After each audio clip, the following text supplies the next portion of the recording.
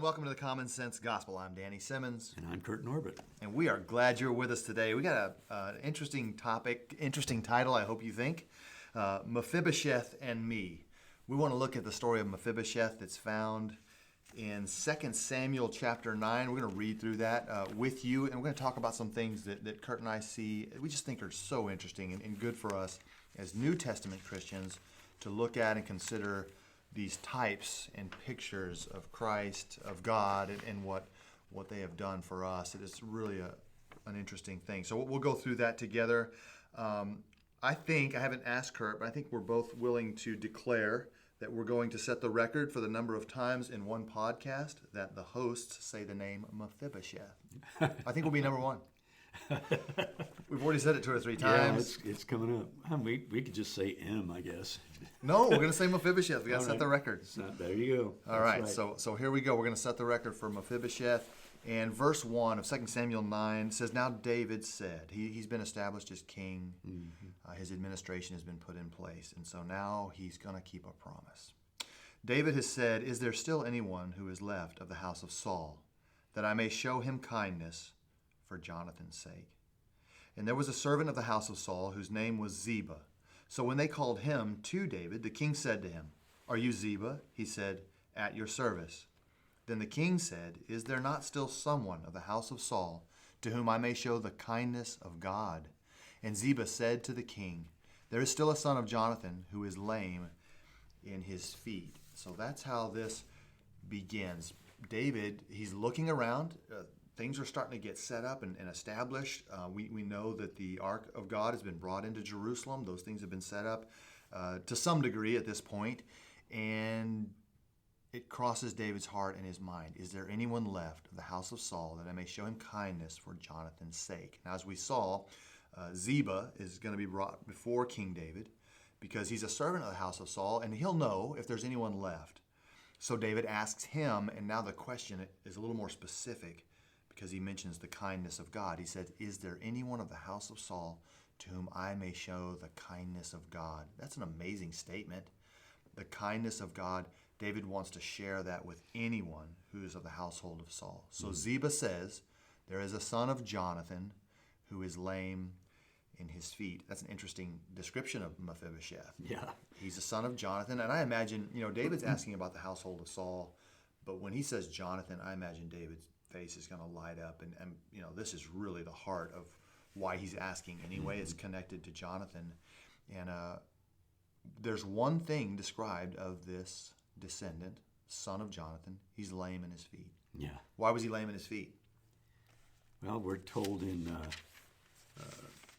2 Samuel 5, just a few chapters ahead of this, that when the news reached the palace that both Saul and Jonathan had been killed in battle against the Philistines on Mount Gilboa, that his nurse panicked and swept the child up and apparently was trying to escape, run to safety, and he fell. Either she dropped him or whatever happened, he fell violently enough to injure himself. And from that point on, he was lame in his feet. Both of his feet, that's right. Mm-hmm. She made haste to flee, that he fell and became lame. His name was Mephibosheth. That's actually 2 Samuel 4:4, but that's where that passage is. 4:4, that's right. So then we don't hear anything about him until chapter 9. David is now looking for any descendants of the household of Saul, and he comes back on the scene just through description only. So in verse 4, the king said to him, now the king's talking to Ziba, Where is he? And Ziba said to the king, Indeed, he is in the house of Machir, the son of Ammiel, in Lodebar. Then King David sent and brought him out of the house of Machir, the son of Ammiel, from Lodebar. So I'm just imagining that David's got word of where he is now, and he sends probably some soldiers, right? Some troops. And imagine what Mephibosheth is thinking. The king's men come into town. Yeah. There's already going to be commotion stirring. Something's going on. Everybody knows it. Then they knock on his door. And the soldiers say something to the tune of, the king has requested you. Your presence is requested by the king. Mm-hmm. And we don't know what Mephibosheth thinks of David at this time or what he knows about him. But he does know this. He knows that he lost the use of his feet when the nurse was fleeing with him because Saul and Jonathan had been murdered. Because the nurse knows that every descendant is going to be put to death. This boy's too young to rule. Yep. She tried to hide him. So now the king, who's currently sitting on the throne, wants to see him. I mean, that would scare me to death. Yeah. I would think my life was over. Knowing the usual chain of events back then when a new dynasty took a throne, which was everyone in the previous dynasty was gotten rid of. That's right. The new king did not want anyone around who could lay any kind of a claim to the throne and basically start trouble. Although in David's case, of course, this was God's will. God had declared to Saul, I'm taking the kingdom away from you. And he had had Samuel anoint David as the king. And I think it's interesting to point out, and helps us fill the backstory here, Jonathan understood that. Oh, yeah. Jonathan's the crown prince of Israel. Yeah. If Saul dies, Jonathan is king. And yet he knows that God has declared David to be the next king. He understands that, and so that's why this whole situation comes about, because he asked David to promise to care for my family. That's right. Out of our friendship together. He says forever. Yeah, and David accepts that. Yes, he does. So this is a very unusual situation for a king back in those days. And to bring it back to what we've been talking about, I'm sure when those troops knocked on the door, we're here to see Mephibosheth, we're from David. Ooh, that doesn't sound good. I'm dead. It's over. Yep. Man, I know. And the point you made is an excellent one, because that was the practice. If a new kingship is established, everyone from the old is put to death, so that there can be no uprising. Mm-hmm. And I would even say that people look at the new king and they say, boy, this guy's horrible. Then the momentum would swing back to look for anyone else of the previous kingship that we enjoyed. You know what I mean? So it just gets rid of any potential of that happening. There's no one left who can sit on this throne but me. It's to solidify the kingdom, basically. Yeah, and it really does. It has to be done, because trouble always arises if it's not done that way. We even see that in the... And just as a sidelight to that, you see that with Solomon when he became king. One of his brothers tried to usurp.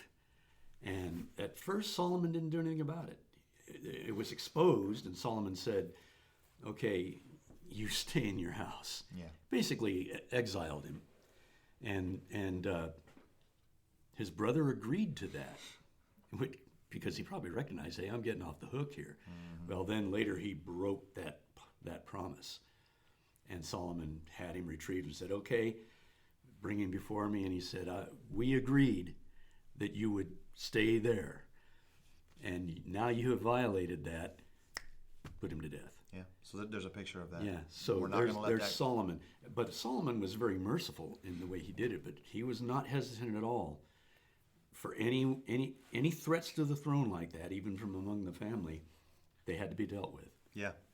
So they've gone to get the man, Mephibosheth, and they've told him, you're coming with us. Yeah, I think, too, because he's lame in his feet, that these soldiers, I don't know, doesn't tell us, but he needed some help. Yeah, he would have had to be loaded him up. Or something. Yeah, somebody carried him, or he probably has a means of getting around. Put him on a mule or in a wagon or some transport. Yeah. So now he's moving towards the home of the king, and just has plenty of time to think about how he's going to be put to death. So in verse 6 now, after David has retrieved him, or at least sent for him, it says to us in verse 6, now when Mephibosheth, the son of Jonathan, the son of Saul, had come to David, he fell on his face and prostrated himself. Then David said, Mephibosheth? And he answered, here is your servant. This is one of those places that you can kind of, you're in your daily scripture reading, you're just trying to get to chapter 10 or whatever. And that's a mistake, because, Mephibosheth prostrates himself. He bows his face to the ground, and David calls him by name. This idea of him falling on his face, I think David, seeing him enter into the room, who do you think he saw when he looked at Mephibosheth? Yeah. He looks He's like his thinking of old man. Jonathan, yeah. Yeah, it happens Thinking so of Jonathan. often with us. You look so much like your dad. Yeah. So David, again, his heart is in a place that Mephibosheth could not even imagine. He sees this man's face. Now he sees someone that looks similar to Jonathan some way, and he puts his face to the ground before David, which he should do. Mm-hmm. But then Here before David the calls king. him out by name, and so we start to see this turn where Mephibosheth's thinking, well, yes, Lord. What's going on? Here's your servant. But again, it's important to recognize the heart of David, his intention of bringing him in, and what's actually happening, even though with Mephibosheth, he doesn't see all of that yet. And I just can't help myself but to think that, David's saying, you look like the greatest friend I ever had. Mm. Well, I think you see David's heart, the very first words he says to Mephibosheth there in verse 7, which would, I think, tie into what we've been saying. From Mephibosheth's point of view, there's nothing really positive about any of this as far as what he's thinking. No Why way. has the king called for me specifically? Mm-hmm.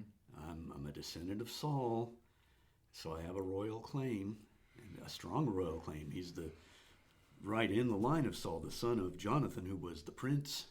That's right. And so, I've the got one. a claim. He does. Yeah, He is I'm legitimate. next in the lineage of Saul.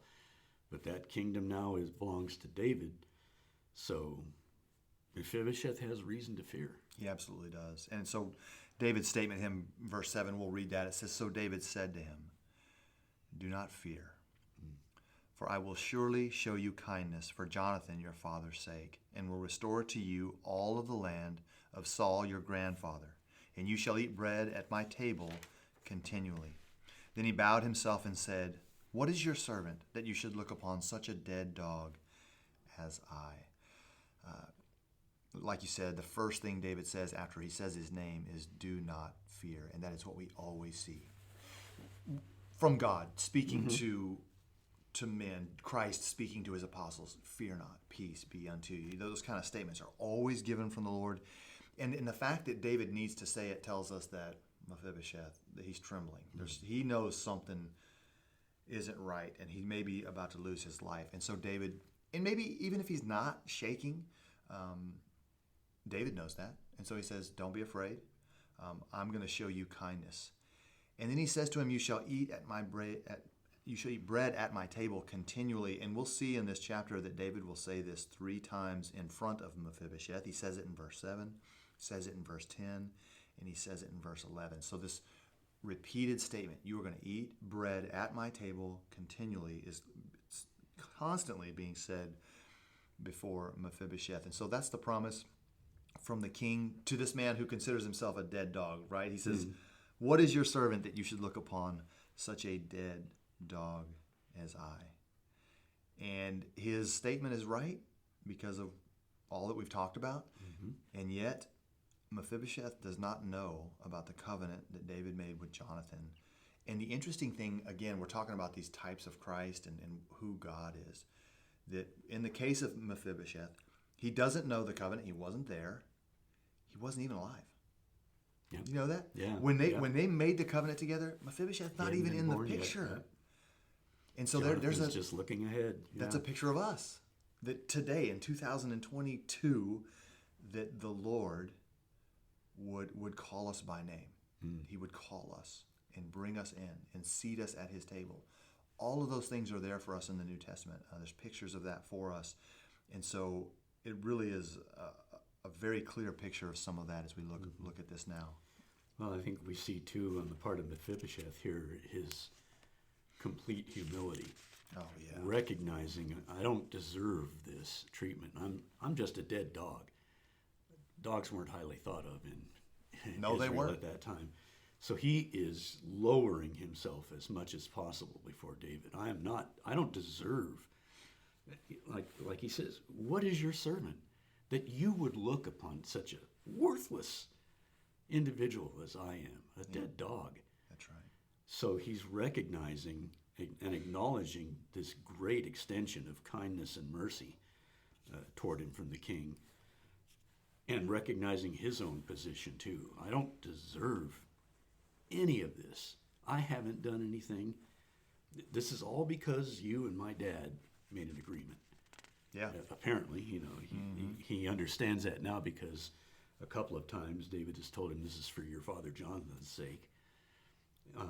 And I'm sure Mephibosheth probably knew some of the background of that great friendship between David and Jonathan. I hope so. Yeah. So it's so neat that you see this type here of the king extending his mercy, even beyond that, inviting Mephibosheth to his table. I'm going to provide from you from now on. Everything's taken care of. I'm giving you your inheritance back. Here's all the land, the whole thing. That's right. And he's lower than the lowest citizen because he still poses a threat to the king. Right. So it brings him down another notch, which you pointed out. Being a dog was a horrible, horrible thing. Being called a dog. Mm-hmm. In 1 Samuel 17, remember Goliath comes out and says, "Am I a dog that you come out to me with sticks?" Mephibosheth doesn't call himself a dog. He calls himself a dead dog. Yeah, even worse. Yeah, totally worthless. So that language is important. Yeah. That's how he sees himself in front of the king. And same for us. Yep. An almighty, all-powerful God who can do what he wants and have what he wants, that he's called us, for what? What does he want? He's allowed us into his presence. He's told us, I'm going to take care of you from now on. I'll feed you. How do I deserve this? He's given us land and inheritance. Yeah, it's I'm all nothing. Right I don't deserve this kindness. That's amazing. We need to remember that, yes. So just for a moment, I'm going to take us where Mephibosheth has not been. 1 Samuel 18 says, "Now when he had finished speaking to Saul," this is David after killing Goliath, "the soul of Jonathan was knit to the soul of David, and Jonathan loved him as his own soul. Saul took him that day and would not let him go home to his father's house anymore. Then Jonathan and David made a covenant because he loved him as his own soul. Jonathan took off the robe that was on him." There's that picture of the prince in line. Yeah. Took off the robe that was on him, gave it to David with his armor, even to his sword, his bow, and his belt. So we're told about a covenant that is made there in 1 Samuel 18, verses 1 through 4. But 1 Samuel 20 is where we are given the words of this covenant, or at least it is now a concrete promise and statement one to another. 1 Samuel 20 and verse 12 says, "Jonathan said to David," now they're out in the field. Remember, Saul's trying to kill David. Yep. And Jonathan says, "I don't think my dad wants to kill you, but if he does, I will surely let you know. If he doesn't want to kill you, I'll let you know that as well." So David's hiding out in the field. This is their final statement to each other before David has to escape Saul. "Jonathan said to David, 'The Lord God of Israel is witness. When I have sounded out my father, sometime tomorrow or the third day, or indeed there is good toward David, and I do not send to you and tell you, may the Lord do so and much more to Jonathan. But if it pleases my father to do you evil, then I will report it to you and send you away, that you may go in safety, and the Lord be with you as he has been with my father. And you shall not only show me the kindness of the Lord while I still live, that I may not die, but you shall not cut off your kindness from my house forever. No, not when the Lord has cut off every one of the enemies of David from the face of the earth.' So Jonathan made a covenant with the house of David, saying, 'Let the Lord require it at the hand of David's enemies.' Now Jonathan again caused David to vow, because he loved him, for he loved him as he loved his own soul." So there's the wording of that covenant. Not just me, but my household forever. So again, a covenant is established before you even are alive. And now you are. And there's been a lot of horrible things go on. You don't have such a great life living in Lo-Debar, where there's not a whole lot going on. Probably still in hiding at some level from the king. And he says, "Come to me, because you don't know who I am." His explanation of the new king wanting to kill you and that we got to flee, all that was not true. Yeah. That was bad information. David promised to show kindness, and he's keeping his word. So again, this picture of the alien sinner who thinks about the Lord as the great thou shalt not, and he's going to strike me down. I hear people say all the time that I would come to church, but I'll just be struck dead if I walk in the door. Yeah. They're halfway joking because it's like I don't belong there. Yeah. But we're back with Mephibosheth at that point. Apparently, you don't understand who God is when you say things like that. Right.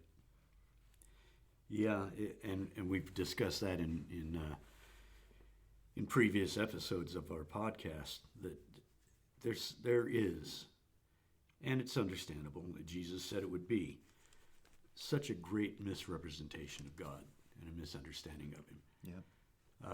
And sometimes I think people don't want to investigate that because they don't want their picture of God to be changed.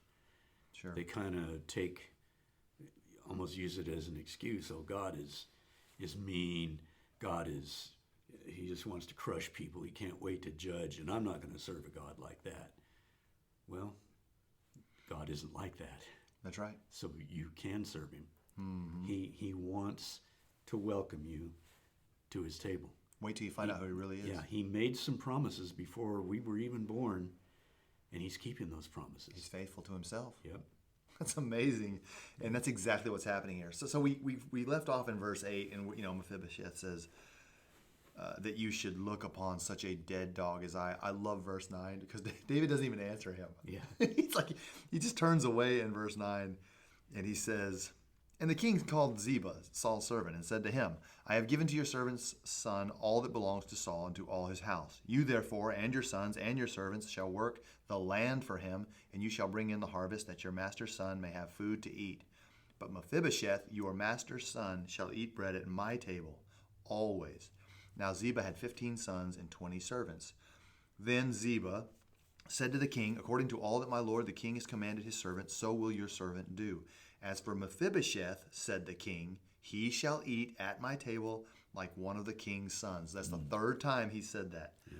Mephibosheth had a young son whose name was Micah, and all who dwelt in the house of Ziba were servants of Mephibosheth. So Mephibosheth dwelt in Jerusalem, for he ate continually at the king's table, and he was lame in both of his feet. So there's that final statement of Mephibosheth as he spends time with the king. It's been done. Mm-hmm. Yep, and he's going to spend, as far as we know, the rest of his life in the palace. That's right.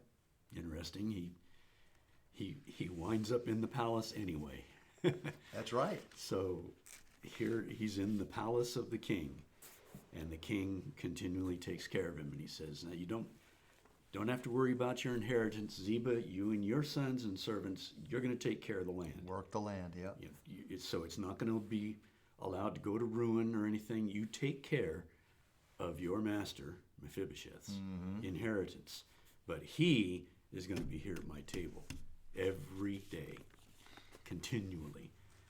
It's so fascinating, like you pointed out, how many times that is emphasized. David's basically saying, I made a promise and I'm going to take care of you. That's right. I'm going to provide for you. You don't have the kingdom anymore. You really didn't even have your father's inheritance anymore because he's dead and you have no position. But I'm giving that back to you.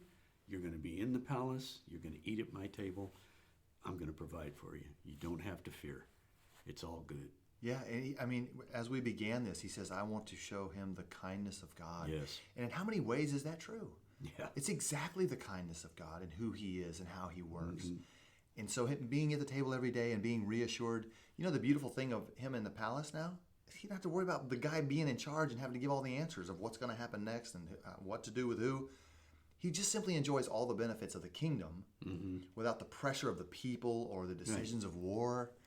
Man, what a deal. He's not ruling, but he enjoys the favor of the king. So he basically is telling Mephibosheth, you don't have to worry about anything anymore.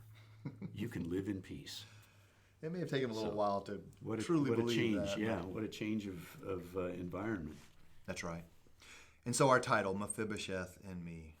From now on, as we've read, he will sit at the king's table and eat bread with him there every day because of the sacred promise and covenant that David, Mephibosheth's father, had made with Jonathan.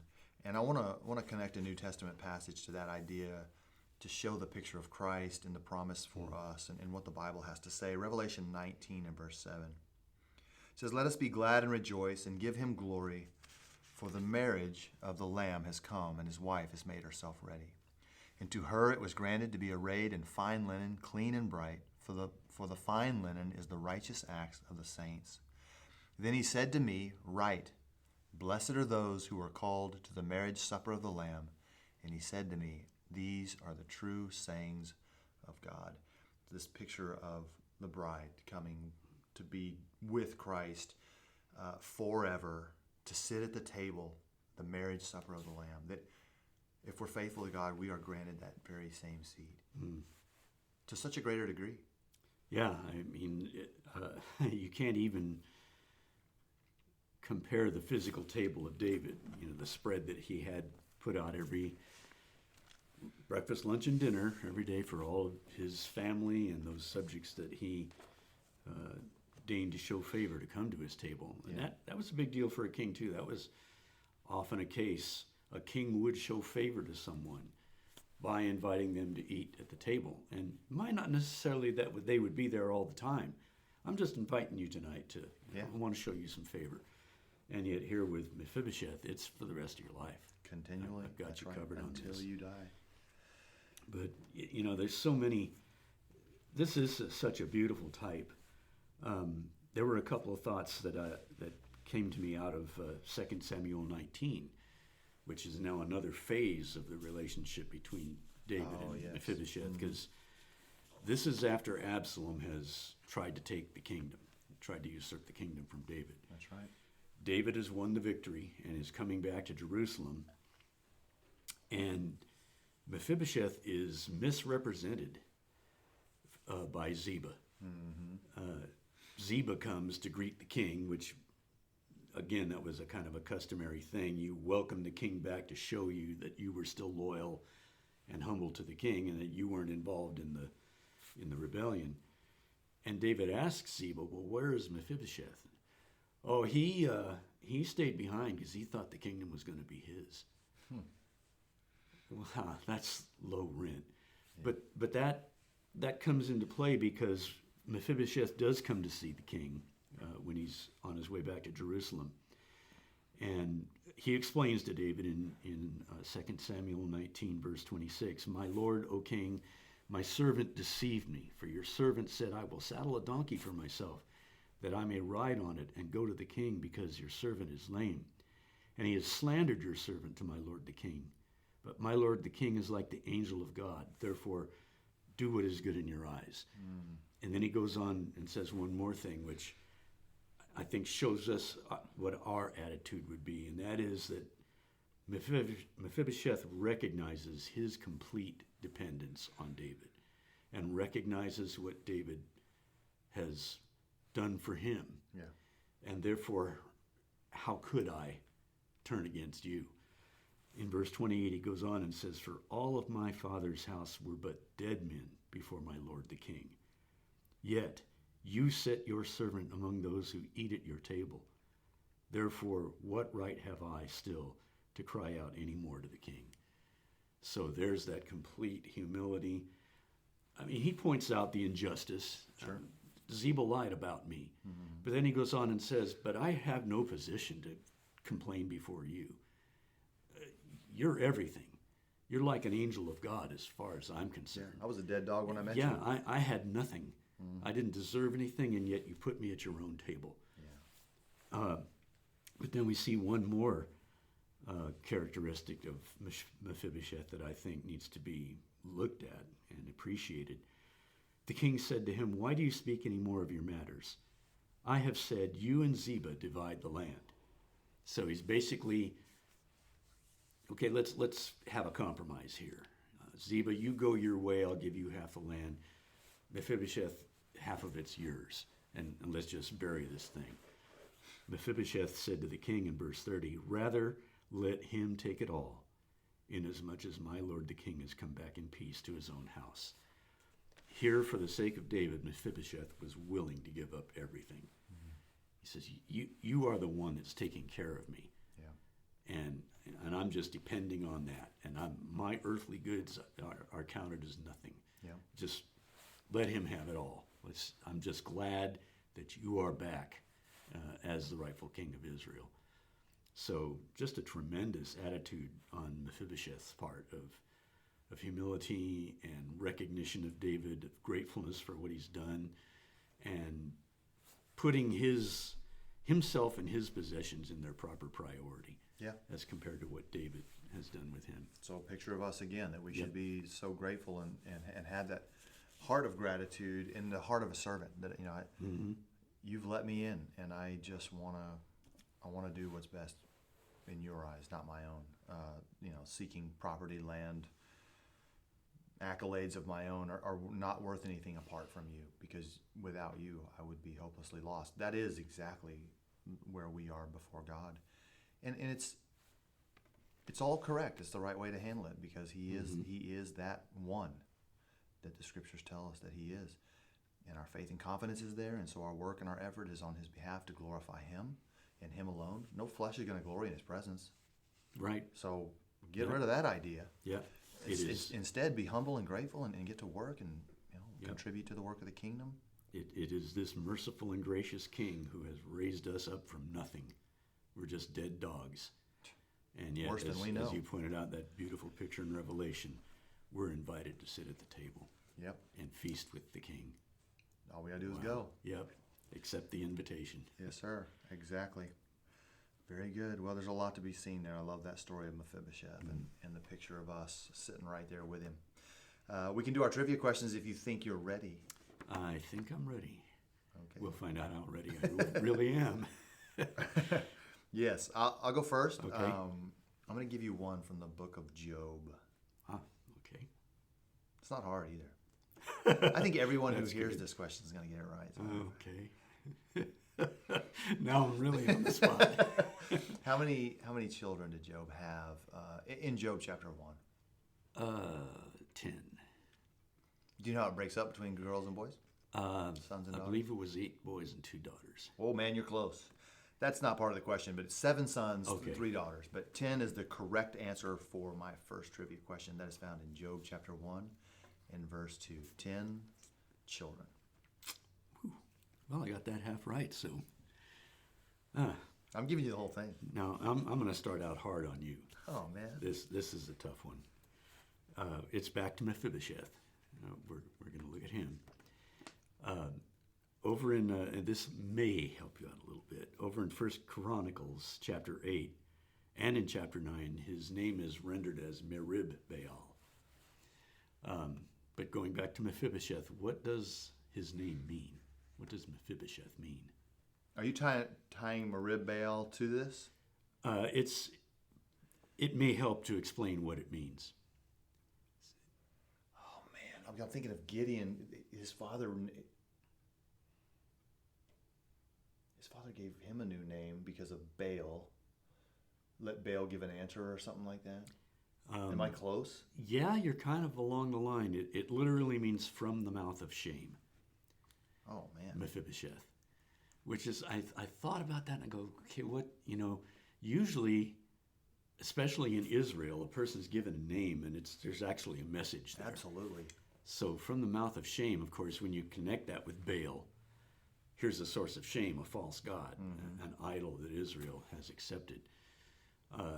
So Saul named his son this, perhaps to remind Israel of the dangers of idolatry, of false god. I don't know. The Bible never indicates why he was given this name. Right. It doesn't play out in his life where we can go, oh, there it is. Yeah. That's why he's named that. And there's no prophetic connection that I've ever found, but From the mouth of from shame the mouth is of what shame. Mephibosheth means. Mephibosheth, yeah. And maybe because of the shame we feel when we try to say his name. Because it's hard. It really Yes, is. As I stumbled a few times trying to say. Like, why did yes, you that's do that correct. to me, Dad? I mean, name me David or something. Can we just go with Meph for short or something? Can you lighten that up a little bit?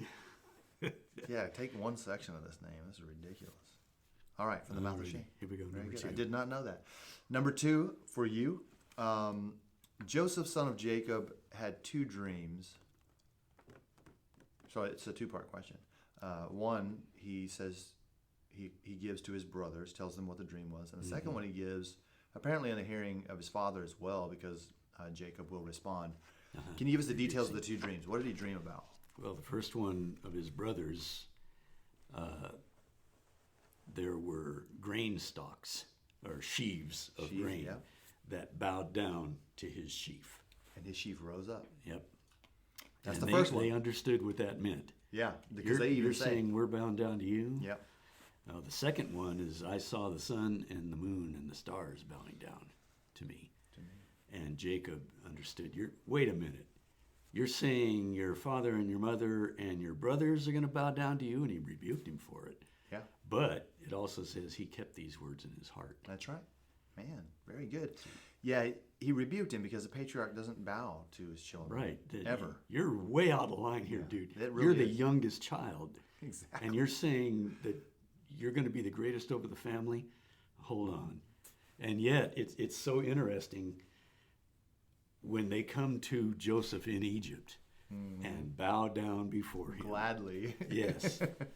You're just thinking, boy, I mean, what was going through Joseph's mind? I know. Here's the fulfillment. Here is that dream that my brothers have now come down and bowed down before me. His approach to it was brilliant. He doesn't do a victory dance. No, yeah.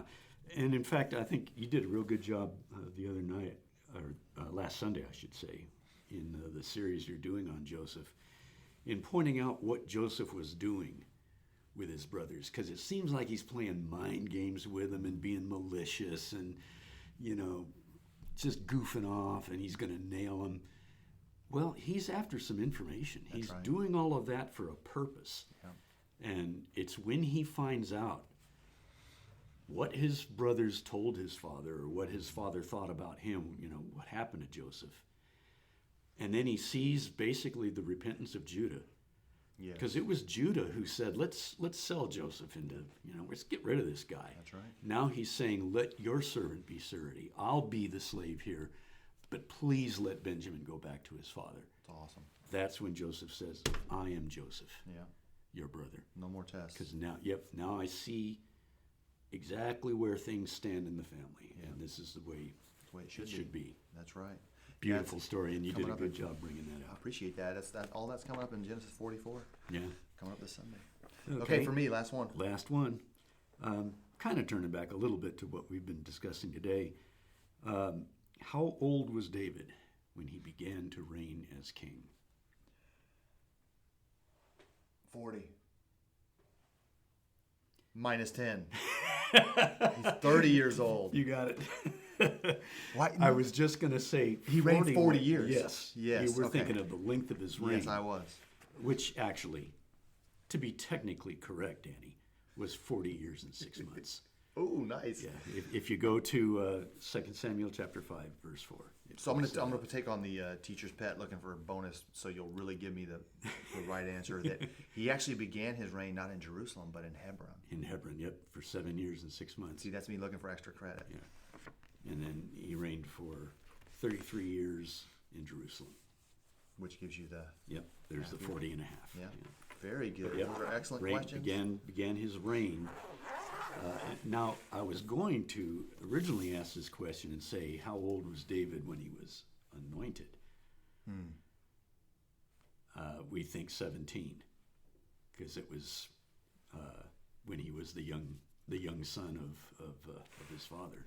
Yeah, he's the youngest son. 3 of his oldest brothers Youngest are already in the army. Yep. And you have to be 20 to be in the army. Mm-hmm. So you can do the backwards count there. I think he's younger than 17. Yeah, it may be. We don't know for sure, but the scriptures do point out that he began to reign as king at the age of 30.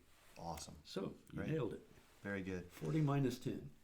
It's 30. Yeah, it's the right answer. Good man. We hope that you all did well with the trivia questions also. Like we mentioned often, it's a way for us to look at different parts of the Bible that are brought out and really a surprise to us. We don't know where they're coming from. Only the one asking the question does.